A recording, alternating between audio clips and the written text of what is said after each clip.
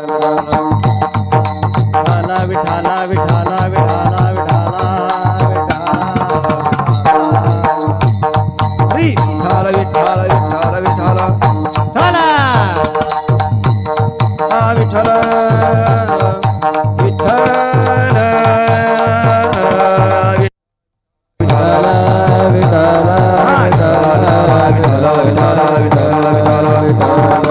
विठाला विठाला विठाला विठाला विठाला विठाला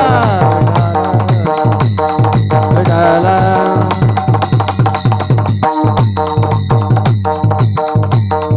विठाला विठाला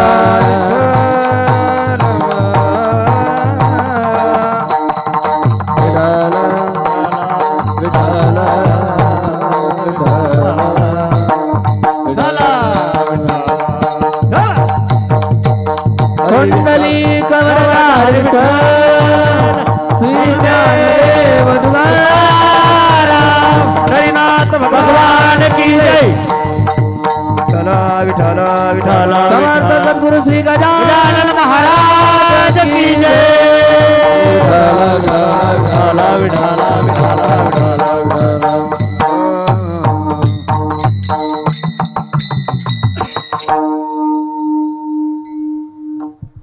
हे चिदान देगा देवा, हे चिदान देगा देवा, तुझा विसर न व्हावा। गुण गायीन आवडी हेची माझी सर्व जोडी। न लगे मुक्ती धन संपदा, संत संग देई सदा। गुण गायीन आवडी हेची माझी सर्व जोडी। तू कामने गर्भवासे, सुखे घालावे आम्हासे। गुण गायेन आवडी हेची माझी सर्व जोडी। समचरण सरोजम सांद्रणीलाबुदाभम, जगननीत पाणी मंडनम मंडनानाम। तरुण तुलसीमाला कन्नरम कंजनेत्रम, सदयधवलहासं विठ्ठलं चिंतयामि। पांडुरंगा करू प्रथम नम, पांडुरंगा करू प्रथम नमन। दुसरे चरण संताचुया, त्यांच्या कृपादाने कथेचा विस्तारू। बाबाजी सद्गुरुदास तुका जयांचे केलिया स्मरण। होय सकळ विद्येचे अधिकरण, तेचे बंधू श्री चरण श्री गुरूंचे ते नमस्कारोनी। आता ओम नमो ज्ञानेश्वरा, ओम नमो ज्ञानेश्वरा, करुणा करा दयाळा। तुमचा अनुग्रह लादलो पावन झालो चराचरी। मस्तक हे पायावरी, या वारकरी संतांच्या सेवे लागी सेवक झालो। तुमच्या लागलो निज चरणा। हॉल करा, हॅलो हॉल द्या आणि थोडासा विकोची लेवल वाढवा, डिले कमी करा। जिथे ज्ञान विज्ञान संजीव होते, योग विद्येस सामर्थ्य येते। जिथे मानवाला मिळे मोक्ष गाथा, तुझ्या पायरीशी सदा नम्र माथा। तुझ्या मंदिरी आर्थ जीवास तृप्ती, तुझ्या दर्शने लोक स्वानंद घेती। श्रुती धन्य झाल्या तुझे गीत गाता, तुझ्या पायरीशी सदा नम्र माथा। चले आओ जी पवन कुमार, हमारे हरि कीर्तन में। चलो आओ जी पवन कुमार, हमारे हरि कीर्तन में। चले आओ जी पवन कुमार, हमारे हरि कीर्तन में। राम जी को लाना, लखन जी को लाना। राम जी को लाना, लखन जी को लाना। राम जी को लाना, लखन जी को लाना। राम जी को लाना, लखन जी को लाना। ओ सारा परिवार हमारे हरि कीर्तन में।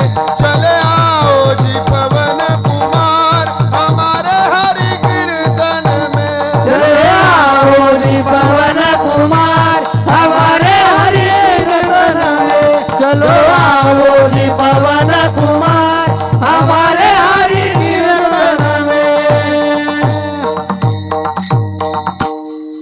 हेची दान देगा देवा तुझा विसर न व्हावा, गुण गायीन आवडी हेची माझी सर्व जोडी प्रस्तुत.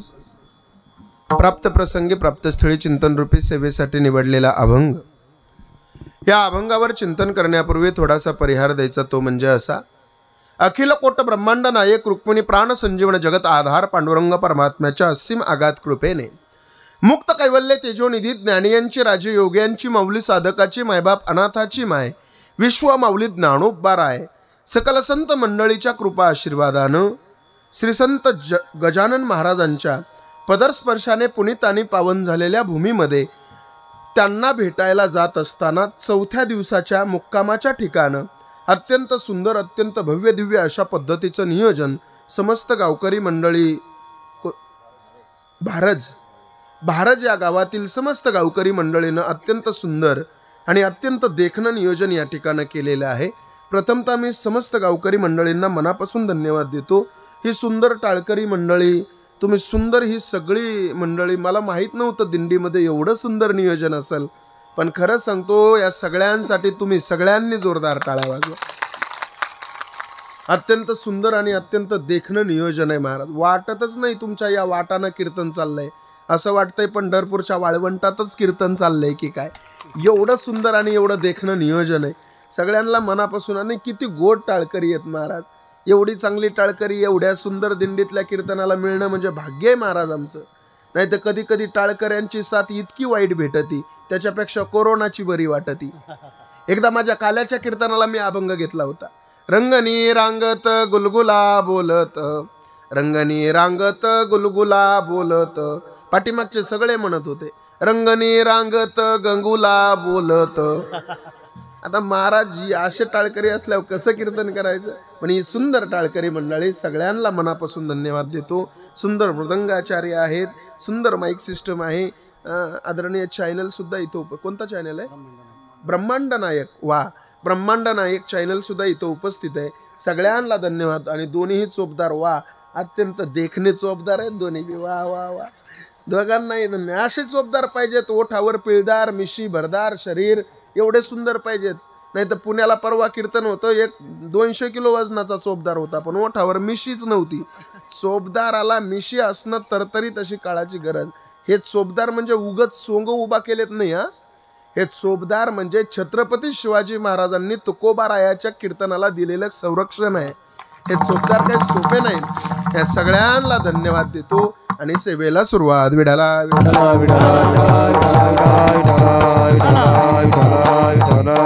श्री संत गजानन महाराजांच्या भेटीला चाललेली आपण सगळी मंडळी आहात. पायदिंडी सोहळा आहे. संत गजानन महाराजांच्या पवित्र दरबारामध्ये हे कीर्तन आहे. नेमकं संत म्हणायचं कोणाला? संत या शब्दाचा अर्थ काय?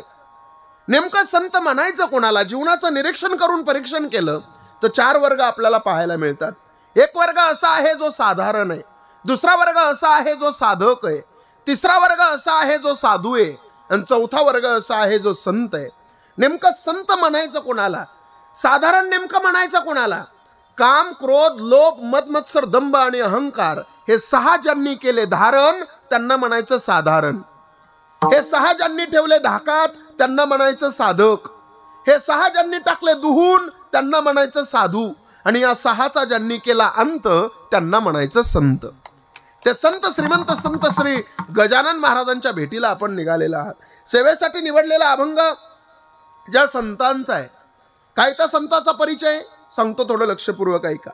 साहित्य सोनियाच्या खाणीतून शब्द रत्नांची निर्मिती करणारे, महाराष्ट्र सारस्वताच्या मंडलावर आपल्या तत्वज्ञानाचा कळस ज्या महापुरुषाने चढवला, वेद उपनिषद गीता भागवत याचं मंथन करून पंचोम्यद गाथ्याची निर्मिती ज्या महाकवीने केली, भांडाऱ्या भामचंद्र घोराड्या डोंगरावर साधना करून देहासकट वैकुंठागमन करून विश्वातला एक अलौकिक चमत्कार इतिहासाच्या पानावर ज्यानं सुवर्णाक्षरानं लिहिला. इंद्रायणीच्या काठी देहू नावाच्या सुप्रसिद्ध गावामध्ये बोलोबा कणकाईच्या वंशामध्ये हे ज्ञानरत्न जन्माला आलं. आणि सर्वसामान्य माणसाला मोक्षाचा देवयान पंथ ज्याच्यामुळं खुला झाला मायबाप, ते श्रीमंत संत जगद्गुरु तुकोबाराय यांच्या मुखातून निघालेली ही अलौकिक अक्षरं आज सेवेला अभंग 4 चरणाचा आहे. या 4 चरणाच्या अभंगामध्ये जगद्गुरु तुकोबाराय देवाकडे मागणी मागतात. काय म्हणतात? देवा जर तुला मला काही द्यायचंच असेल तर हेच दान दे की मला माझ्या जीवनामध्ये तुझं भजन करत असताना तुझा विसर नाही पडला पाहिजे. हेच दान दे गा देवा आणि तुझा विसर न व्हावा. देवानं सांगितलं हे दान जर मी तुम्हाला दिलं तर काय कराल तुम्ही तुकोबाराय? तुकोबाराय म्हणले हे दान जर देवा तू मला दिलंस तर मी माझ्या जीवनामध्ये तुझ्या गुणाचं गुणानुवाद आवडीनं गाईन. गुण गाईन आवडी. बस याच्या पलीकडे काही मला मिळवायचं नाही, प्राप्त करायचं नाही. हेची माझी सर्व जोडी. एवढंच धन मला जोडायचंय. देवानं सांगितलं तुकोबाराय दुसरं काहीतरी मागा. धन मागा, मुक्ती मागा, संपदा मागा. तुकोबाराय म्हणले ते मला लागत नाही. न लगे मुक्ती धन संपदा. मुक्ती का नको? तुकोबाराय म्हणले अदोगरच ती आमची बायकोय. तुका म्हणे मुक्ती परनेली नवरी आणि आता दिवसचारी खेळी मेळी. ती मुक्ती आम्हाला नको. बर मग काय पाहिजे तुकोबाराय? आम्हाला संताची संगती पाहिजे. संत संग देई सदा. मग देवानं सांगितलं तुकोबाराय एवढं सगळं जर तुम्हाला लागत असेल, एवढं सगळं तुमच्या पदरामध्ये टाकून घ्यायचं असेल तर तुम्हाला छोटंसं गर्भवासाचं दुःख सहन करावं लागेल. चालेल का? तुकोबाराय म्हणले अरे देवा एवढं मोठं सुख माझ्या पदरात टाकत असशील तर छोटंसं दुःख भोगायला मी तयार आहे ना. उदाहरणार्थ महिला मंडळ सगळ्यांना तुम्हाला माझा प्रश्न आहे. मला सांगा चोरी चांगली का वाईट हो? माझी भाषा कळते का तुम्हाला? भाषा समजतीये का? भाषेत काही फरक जाणवत नाही ना? हे बघा मला लय अवघड कीर्तन करायला जमत नाही. मी इथं तुम्हाला घटन मटन पटन रज्जन सरपन ख्यातीन सत्ख्यातीन असत ख्यातीन पूर्वमेवंसन उत्तरमेवंसन सांकेन गौतमन कनादनन आबिर्वचनन विक्षेपन आवरणन मोक्षण अपरोक्षनाशन परोक्षनाशन अनंत व्याप्ती असल्या भानगडीत पाडणार नाही. सोप्या पद्धतीत माझे शब्द तुमच्या हृदयापर्यंत कसे पोहोचतील याचा प्रयत्न करणार आहे. फक्त लक्षपूर्वक ऐका. मला सांगा चोरी चांगली का वाईट? चोरी वाईट. हा असं बोला तुम्ही. चोरी वाईट आहे महिला मंडळ. तुम्ही म्हणाला चोरी वाईट आहे. आता लक्षपूर्वक ऐका.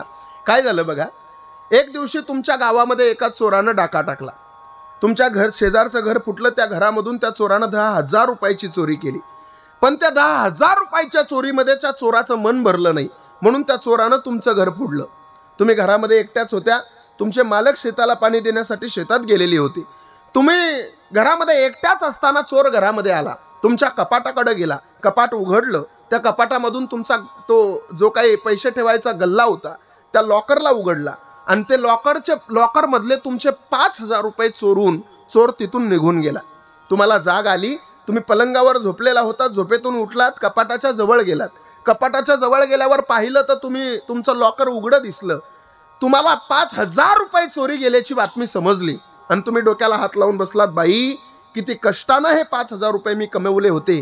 किती कष्ट केले होते हे 5,000 रुपये कमवण्यासाठी. चोर घेऊन गेला. किती कष्ट लागले. रोज सकाळी धुणं धुत असताना 100 काढून 5,000 जमा केले होते मी आणि चोर घेऊन गेला. तेवढ्यात तुमची नजर तुम्ही झोपलेल्या पलंगावर गेली. त्या पलंगावर एक गाठोडं होतं. तुम्ही धावत धावत त्या पलंगाकडे गेलात. ते गाठोडं पाहिलं. उघडलं तर त्या गाठोड्यामध्ये त्या चोरानं अदोगरच्या घरी जे 10,000 रुपये चोरी केले होते तो गडबडीमध्ये तुमच्या पलंगावर सोडून गेलेला होता. आता मला सांगा चोरी चांगली का वाईट? बोला ना.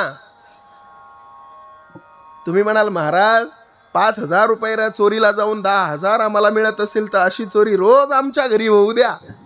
तुकोबाराय म्हणतात एवढं सगळं सुख माझ्या पदरामध्ये पडत असेल तर छोटंसं दुःख गर्भवासाचं भोगायला मी तयार आहे देवा. आणि तू टाकत असशील तर सुखानं टाक ना. तुका म्हणे गर्भवाशी आणि सुखे घालावे आम्हाशी. असा अभंगाचा सरळ सरळ भाव आहे. विस्तृत चिंतन पाहत असताना मुखानं नाम आणि हातानं टाळी. विढाला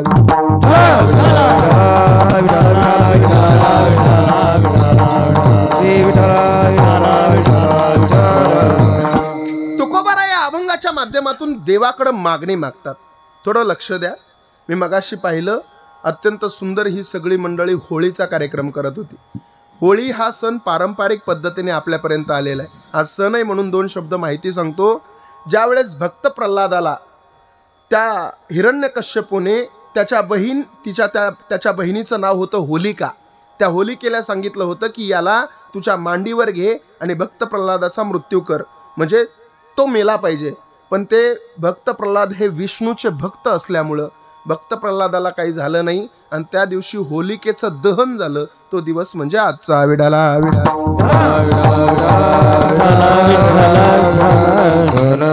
जगद्गुरु तुकोबाराय या अभंगाच्या माध्यमातून देवाकडे मागणी मागतात. ऐका लक्ष देऊन मंडळी. मग देवाकडे मागणी मागणारे तुकोबाराय तेच कधी कधी मागणाराच्या विरोधात बोलतात. तुकोबाराय असं सुद्धा म्हणतात, भिक्षा पात्रावलंबिने जळोजिने लाजीरवाने, तुका मने करी ब्रह्मांड ठेंगणे आणि हात पसरीजिने धिक्क त्याचे. एखाद्याच्या समोर तुम्ही जर मागण्यासाठी हात पसरवत असाल तर तुमच्या जीवनाचा धिक्कार असो असं म्हणणारे तुकोबाराय आज देवाकडे मागणी कस काय मागतात. मग आपल्यासारख्या सामान्य माणसानं देवाकडे मागणी मागायची का नाही मागायची? तुकोबाराय दोन्ही बाजूने बोलतात, मागणारालाही नावं ठेवतात आणि आज देवाकडे मागतात सुद्धा. मग सामान्य माणसानं नेमकं काय करायचं? पण माझं सरळ सरळ मत असं आहे, सामान्य माणसानं कधीच देवाकडे काही मागायचं नाही. कारण का माहितीये का, हा सुंदर नरदेह जगाच्या मालकानं आपल्याला फुकट देऊन टाकलाय. हाच फार मोठा त्या देवाचा आपल्यावर उपकार आहे. मग हा देह मागण्यासाठी दिला का देवानं? अजिबात नाही. मग कशासाठी दिला? देव दिला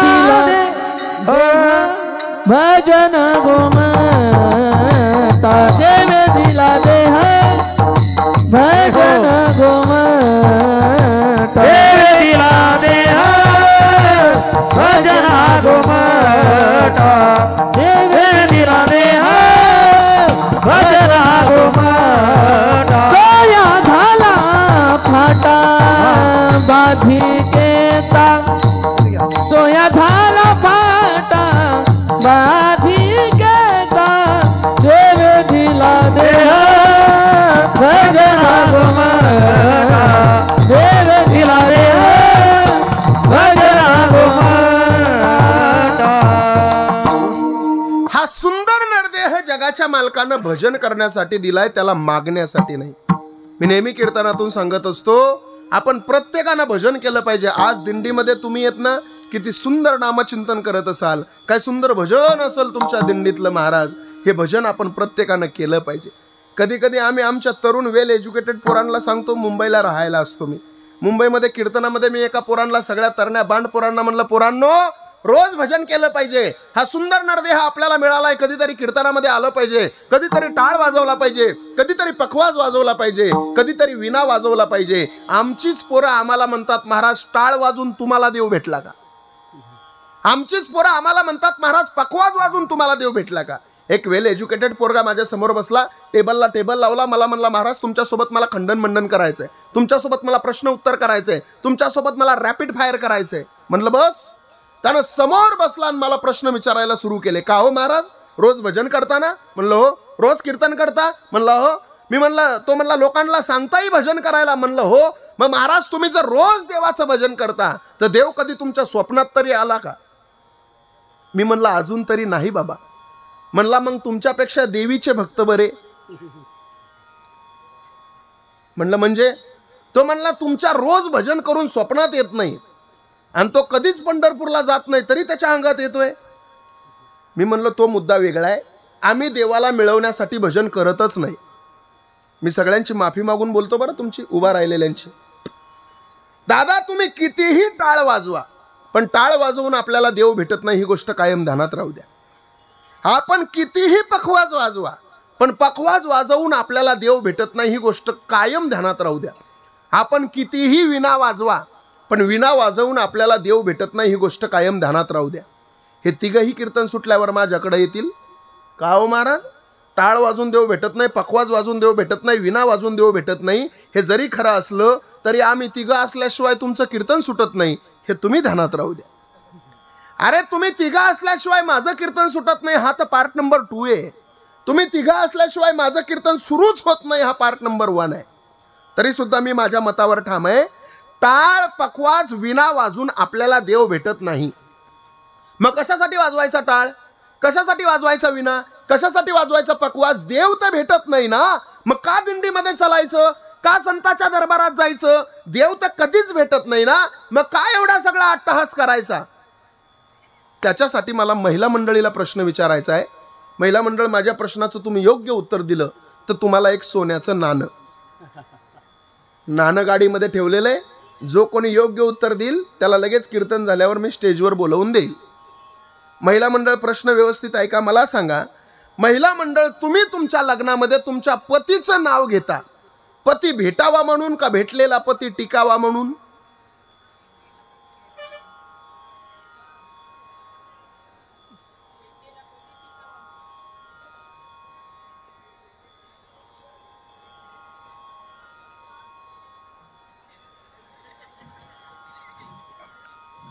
पुन्हा विचारू प्रश्न, अजून विचारतो, ऐका. तुम्ही तुमच्या लग्नामध्ये तुमच्या पतीचं नाव घेता, पती भेटावा म्हणून का भेटलेला पती टिकावा म्हणून? भेटलेला पती कोण म्हणलं तिकडं सुटावा म्हणून?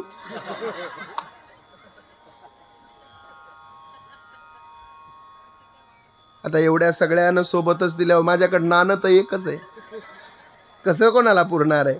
जाऊ दे, आता पुढच्या वर्षी बघू आपण. महिला मंडळ लग्नामध्ये जुन्या काळामध्ये तुम्ही पतीचं नाव घ्यायचं.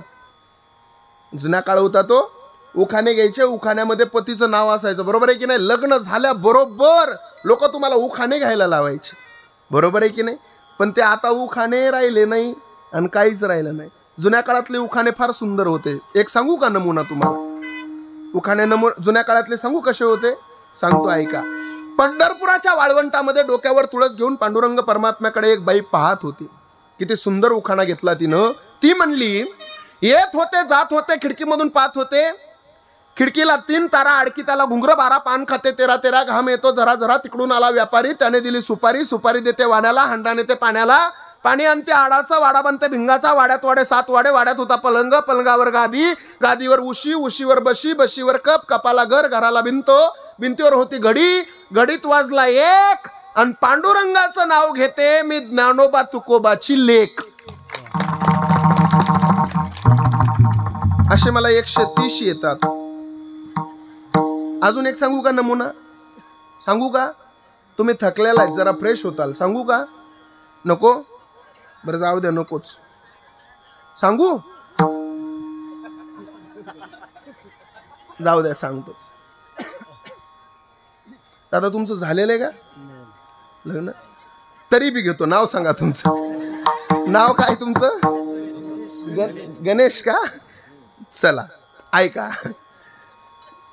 अहो आधी केली बार्शी पैठण केलं. गेल्या वर्षी पैठणची माता कवर, पंढरपूरला जायची आवड, पंढरपूरला विठ्ठल रुक्मिणीचा जोडा, विठ्ठल रुक्मिणीच्या जोड्याची हवा पाहू, कैकाडी महाराजाचा मठ पाहू, कैकाडी महाराजाच्या मठाला घालते मी वेडा, पुढा आला वाकडीचा वाडा, वाकडीच्या वडाला सोन्याची हलकी, पुढे आली मुक्ताबाईची पालखी, मुक्ताबाईच्या पालखीला सोन्याचा तुरा, पुढे आला गोपाळपुरा, गोपाळपुऱ्यात जनाबाईचा खेळ, आता झाली आळंदीला जायची वेळ, आळंदीला थोरथोर साधू संत, थोरथोर साधू संताची करते मी सेवा, पती म्हणतात माहूरला जावा, माहूरची साडी औंढा नागनाथाची पाऊ फडी, औंढा नागनाथापाशी झाली दाटी, बासरला येणं केलं सरस्वतीसाठी, सरस्वतीपाशी एक मुक्काम राहू, राजूरचा गणपती पाहू, राजूरच्या गणपतीपाशी चतुर्थी सोडली, काही काही परळीला आले ग बाई, परळीच्या देवा, शिवरात्रीला हवा, पती म्हणतात काशीला जावा, काशीला केले 4 धाम, आधी केली ब्रह्मागिरी, नंतर केली त्र्यंबकेश्वरी, त्र्यंबकेश्वरी पाशी एक मुक्काम राहू, हवा ललिताची पाहू, शिर्डी साईबाबाला जाऊ, शिर्डी साईबाबापाशी धनुष्यबाण, मुंबईत मुंबादेवी छान, आणि मुंबईमध्ये मंत्र्यांची भरली सभा, आणि गणेश महाराजांच्या पाठीमाग परमेश्वर उभा. आता येणारी आहे ना, तिला हा उखाणा दाखवा, असा घे म्हणावं तर तुला एंट्री आहे.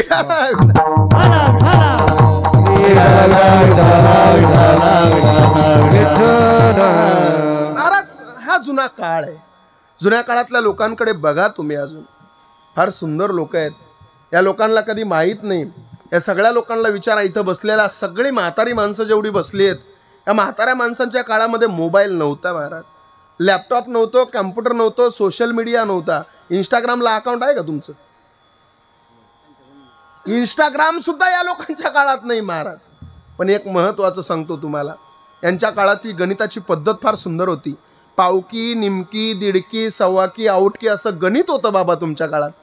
पाव 1 पाव, पाव 2 अर्धा, पाव 3 पाऊण, पाव 4 1, पाव 5 सव्वा, पाव 6 दीड, पाव 7 पावणे 2, पाव 8 2, पाव 9 सव्वा 2, पाव 10 2.5, निम 1 निम, निम 2 1, निम 3 दीड, निम 4 2, निम 5 2.5, निम 7 3, निम 7 3.5, निम 8 4, निम 9 4.5, निम 10 5, पाऊण 1 पाऊण, पाऊण 2 दीड, पाऊण 3 सव्वा 2, पाऊण 4 3, पाऊण 5 पावणे 4, पाऊण 6 4.5, पाऊण 7 सव्वा 5, पाऊण 8 6, पाऊण 9 पावणे 7, पाऊण 10 7.5 असे लई मोठे येतात.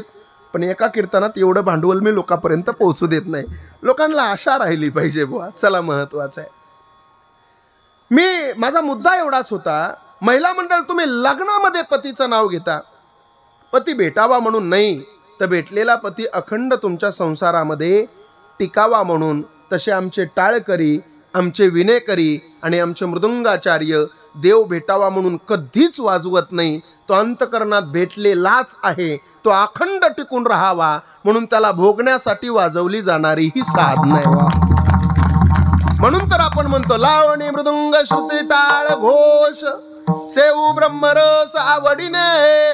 मग तुकोबाराय आम्ही देवाकडे मागायचं की नाही? काही लोक तुकोबारायाकडे गेले.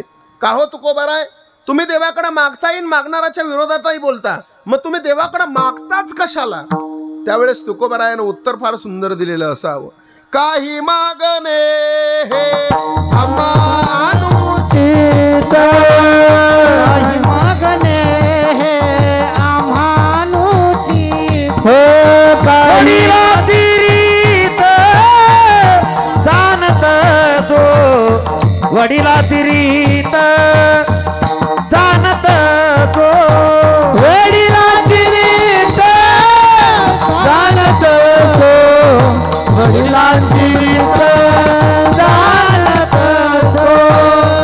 काही मागणे अनुचित वडिलांची रीत जाणत सो वडिलांची रीत जाणत सो. काही मागणे अनुचित वडिलांची रीत जाणत सो वडिलांची रीत जाणत सो.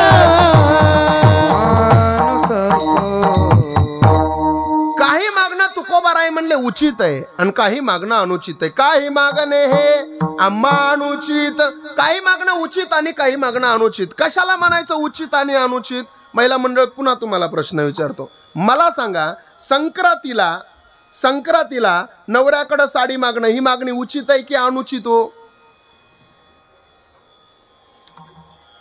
बोला ना. उचित, बरोबर आहे ना. नवऱ्याकडे नाही मागणार तर कोणाकडे मागणार? संक्रांतीला नवऱ्याकडे साडी मागणं ही मागणी उचित आहे, पण तीच साडी 2 महिन्यानं दुहून द्या म्हणणं कसं आहे? अनुचित आहे. हेही नसल समजलं तर 2 उदाहरणं तुम्हाला देतो आणि आपली सेवा संपवतो. मला सांगा महिला मंडळ, उचित मागणी आणि अनुचित मागणी कशाला म्हणायचं? अनुचित मागणी आणि कशाला म्हणायचं उचित मागणी? ऐका काय झालं बघा. एक भक्त भगवान भोलेनाथाची प्रार्थना आराधना एका डोंगरावर जाऊन करत होता. भगवान भोलेनाथ, भोळा महादेव लगेच प्रसन्न झाला. बोल भक्ता, तुला काय पाहिजे? तो म्हणला, देवा काहीच नाही, संसारामध्ये माझं काही बायको बरं जमत नाही, तेवढा संसार माझा व्यवस्थित करून दे. बर, संसार व्यवस्थित करून दे म्हटल्याबरोबर देवानं तसं केलं आणि देवानं त्या भोळ्या महादेवानं त्या भक्ताला एक डब्बी दिली. महाराज माझ्याकडे लक्ष द्या. डब्बी दिली. ती डब्बी अशी होती, ती डब्बी उघडली की त्याच्यामधून 1 तोळा सोनं बाहेर पडायचं. त्यानं ती डब्बी घेतली आणि घरी आला. घरी आल्यावर त्याच्या बायकोला म्हणला, हे बघ, त्याच्या बायकोचं नाव होतं संगीता. आपल्या इथं बसलेली कोणी असेल तर ती नाही, त्याच्या घरची. का हो? त्यानं त्या बायकोला सांगितलं, हे बघ, ही डब्बी देवानं दिलेली आहे, फक्त उघडलं की 1 तोळा सोनं बाहेर पडतं. त्या बायकोनं तेच केलं. घरी आलेली डब्बी उघडली झाकली 4-5 महिन्यामध्ये 3 मजल्याची बिल्डिंग उभा केली. सोनं पडत होतं रोज. बर, शेजारच्या मंजुळाबाईला कळालं की या संगीताच्या घरी खायला दाना नव्हता आणि 3 मजल्याची बिल्डिंग 4 महिन्यात बांधली कशी? मग ही तिच्या घरी गेली. का हो, तुम्ही गेल्या 4-5 महिन्यापूर्वी माझ्याकडून उसनं पीठ घेऊन गेल्या होत्या आणि आता एवढी मोठी बिल्डिंग बांधली कशी? तिनं मग घडलेला सगळा प्रकार सांगितला. ती म्हणली, हे बघ, एक दिवशी माझं आणि नवऱ्याचं भांडण झालं. मी नवऱ्याला झाडून मारलं. नवरा डायरेक्ट डोंगरावर जाऊन बसला आणि भगवान भोलेनाथाची पूजा करत बसला. देवानं एक डब्बी दिली म्हणे. तिनं सगळं सोडलं आणि एकच डोक्यात धरलं, मालकाला झाडून हाणलं. ती घरी गेली आणि डायरेक्ट झाडूच काढला. मालक घरी आल्याबरोबर झाडू दाखवला. तो म्हणला, झालं काय? काही नाही म्हणे, आत्ताच्या आत्ता डोंगरावर जायचं आणि भगवान भोलेनाथाची पूजा करून त्याला प्राप्त झालं की म्हणायचं डब्बी पाहिजे. हाही गेला, देवाच्या दारामध्ये जाऊन उभा राहिला देवाची आराधना करत राहिला. भोळा महादेव लगेच प्रसन्न झाला. बोल भक्ता काय पाहिजे? तो म्हणला काहीच नाही देवा, फक्त डब्बी पाहिजे. देवानं त्याला डब्बी दिली महाराज. पण ती डब्बी अशी होती, उघडल्याबरोबर एवढा एवढा माणूस बाहेर यायचा. तसा येतच नव्हता, वस्तारा घेऊनच यायचा आणि आल्याबरोबर डब्बी उघडणाराची चप्पी करायचा, केस काढून टाकायचं त्याचे. त्यानं ती डब्बी लगेच झाकून टाकली. घरी आला आणि त्याच्या बायकोला म्हणला, हे बघ तुझ्या पाया पडतो पण डब्बी काय उघडू नको. ती म्हणली मालक काळजी करू नका, अजिबात उघडणार नाही. तुमच्याकडे ते गाडगे एकावर एक ठेवतात, त्याला उतरणच म्हणतात ना, उतरण म्हणतात. तिने ती डब्बी घेतली आणि गाडग्याच्या एका उतरणीमध्ये ठेवली. आणि गाडग्यामध्ये डब्बी ठेवल्यावर महिना झाला, 2 महिना झाला, डब्बी काढली नाही बिचारीनं. चांगली होती मनानं. 4-5 महिन्याच्या नंतर संक्रांतीचा सण आला. गावातल्या 5-50 सगळ्या बायका अशा सुंदर गोळा झाल्या आणि मंजुळाच्या घरी ओसायला गेल्या, नटापटा करून गेल्या. सगळ्या अशा गोल बसल्या महाराज. आणि नेमकं मंजुळानं त्या 50 बायामध्ये ती डब्बी काढली महाराज. बायांना फक्त एकच म्हणाली, हे बघा ही डब्बी माझ्या देवानं महादेवानं माझ्या मालकाला दिलेली आहे, तुम्ही फक्त बघा, उघडू नका.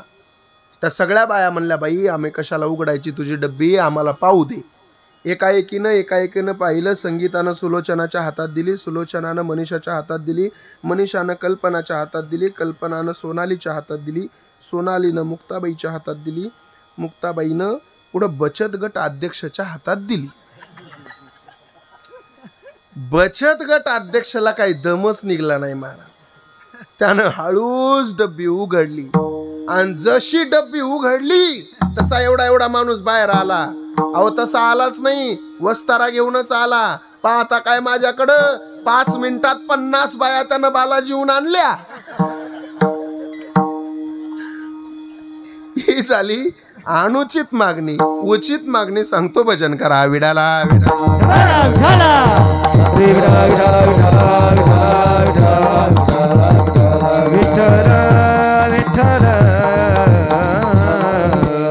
थोडं लक्षपूर्वक ऐका, तुम्हाला कळेल. फार सुंदर आहे. उचित मागणी काय? महाभारताचं ज्या दिवशी युद्ध ठरलं त्या दिवशी श्रीकृष्ण परमात्म्याकडे अर्जुन आणि दुर्योधन दोघंही भेटायला गेले होते, मदत मागायला गेले होते. ऐका बरं का, हे तुम्हाला कोणी सांगणार नाही.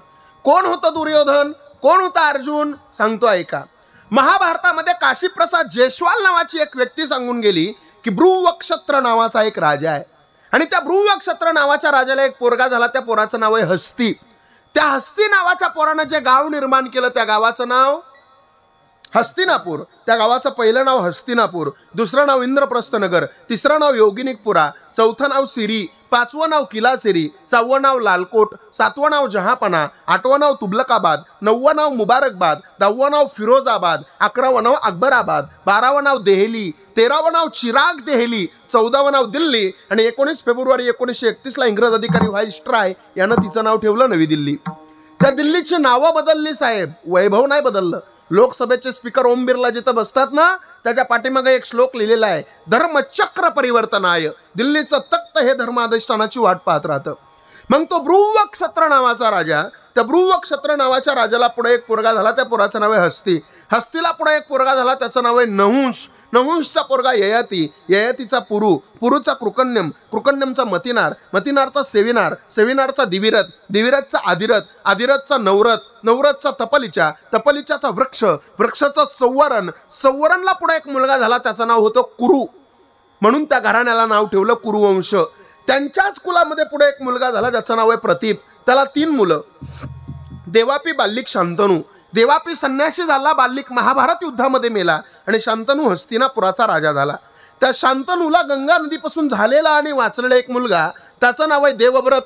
त्यानं भीष्म प्रतिज्ञा केली म्हणून त्याचं नाव पडलं भीष्माचार्य. त्याची दुसरी बायको सत्यवती, तिला 2 मुलं, एकाचं नाव विचित्रवीर आणि दुसऱ्याचं चित्रांगत. त्यांच्याच कुलामध्ये पुढे 2 मुलं झाली, एकाचं नाव पंडू आणि दुसऱ्याचं धृतराष्ट्र. तो पंडू नावाचा राजा, त्या पंडू नावाच्या राजाला पृथा नावाची एक बायको आहे, महिला मंडळ. आपण सगळेजण तिला कुंती म्हणतो पण तिचं पहिलं नाव पृथा आहे. तिला विवाह कालापूर्वी एक मुलगा झाला ज्याचं नाव आहे वसुसेन. आपण सगळेजण त्याला कर्ण असं म्हणतो. आणि विवाह कालाच्या नंतर तिला 3 मुलं झाली, धर्मराज युधिष्ठिर, भीम आणि अर्जुन. तिची सवत मद्र देशातील एका राजाची मुलगी, तिचं नाव आहे माद्री. तिला 2 मुलं, एकाचं नाव नकुल आणि दुसऱ्याचं सहदेव. इकडे धृतराष्ट्र नावाचा राजा, त्या धृतराष्ट्र नावाच्या राजाला एक बायको आहे जिचं नाव आहे गांधारी. महिला मंडळ गांधारीला कधीच नावं ठेवायची नाही हा, अजिबात गांधारीला. कारण का माहितीये, गांधारी सारखी महान पतिव्रता जगाच्या पाठीवर आपल्याला पाहायला मिळणार नाही. त्या गांधारीचं माहेर आहे गांधार. त्या काळातलं गांधार म्हणजे अलीकडचं कंधार, अलीकडचं कंधार म्हणजे आत्ताचं कंधार, आणि आत्ताचं कंधार म्हणजे अफगाणिस्तानची राजधानी. अफगाणिस्तान सुद्धा आत्ता आहे. 1929ला उपस्थान, नंतर उपगस्थान, नंतर अफगाणिस्तान. 1985 सार्क परिषदेची स्थापना आणि 2002 सार्क परिषदेचा 8वा देश म्हणून अफगाणिस्तान भारताच्या पंक्तीला बसला. माझा मुद्दा एवढा लांब नाही, माझा मुद्दा एवढाच आहे, त्या कुंतीला 100 पुत्र झाले. काय म्हणता हो तुम्ही त्यांना?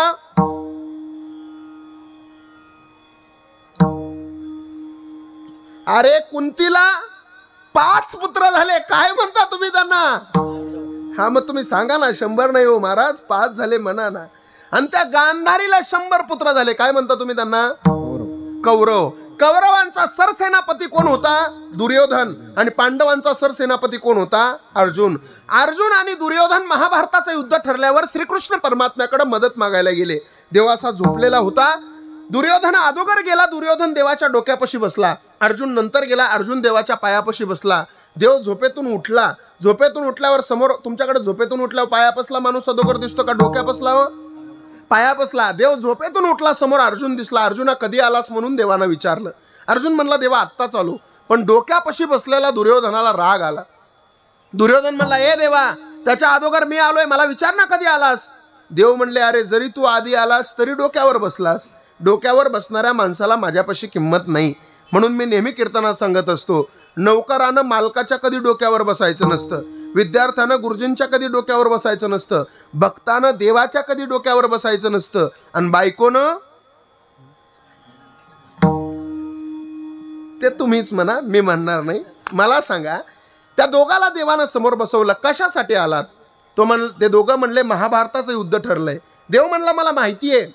मग देवा तुझ्याकडे मदत मागायला आलोत. किती सुंदर आहे, थोडं लक्ष देऊन ऐका. देवानं दोघांनाही सांगितलं मी तुम्हाला मदत करेल, पण एका बाजूनं माझं 56 कोटी यादव सैन्य लढल आणि एका बाजूनं मी एकटा लढल. ज्या बाजूनं मी लढल त्या बाजूनं हातामध्ये शस्त्र घेणार नाही, अस्त्र उचलणार नाही, 4 चांगल्या गोष्टी सांगल. बोल दुर्योधना काय पाहिजे तुला? दुर्योधन म्हणला देवा तू नको मला, तिथं काय गुलाबजांबूची पंगत नाही देवा, तू नको मला, तुझं 56 कोटी यादव सैन्य देऊन टाक मला. 56 कोटी यादव सैन्य दुर्योधनाला देऊन टाकलं देवानं. हातामध्ये पान आणि सुपारीचा विडा दुर्योधनानं घेतला आणि दुर्योधन राजदंडाच्या पायऱ्या उतरत उतरत मोठ्या मोठ्यानं हसायला लागला. आता मी जिंकणार, माझा विजय होणार, आता मी जिंकणार, हस्तिनापुराच्या गादीचा मी मालक होणार, म्हणून तो राजदंडाच्या पायऱ्या उतरत होता. पण तेवढ्यात देवाची नजर अर्जुनाकडे गेली. अर्जुना तुला काय पाहिजे रे? अर्जुन म्हणला देवा मला काही नको, मला फक्त तू पाहिजे. आता ऐका, देव अर्जुनाकडे पाहून हसला. अर्जुन म्हणला का रे देवा, का माझ्याकडे पाहून हसला? त्यावेळेस देवानं सांगितलं अर्जुन हार तो तेरी पक्की है, तू सदा रहेगा उदास. अर्जुन हार तो तेरी पक्की है, तू सदा रहेगा उदास. माखन तो दुर्योधन ले गया, तेरे पास बचा खाली छास. पण तो अर्जुन होता, तो म्हणला भगवान जीत तो मेरी ही होगी, भगवान जीत तो मेरी ही होगी, दास रहता है कभी उदास. तो म्हणला भगवान जीत तो मेरी ही होगी, दास रहता है कभी उदास. अरे माखन से क्या लेना मुझे, माखन चोर है मेरे पास. जगाचा मालक याला म्हणायचं उचित मागणी. ती उचित मागणी तुकोबाराय अभंगाच्या पहिल्याच्या दान देगा देवा, दान देगा देवा, दान देगा देवा, दान देगा देवा. तुझा वीस रणवावा, तुझा वीस रणवावा, तुझा वीस रणवावा, तुझा वीस रणवावा,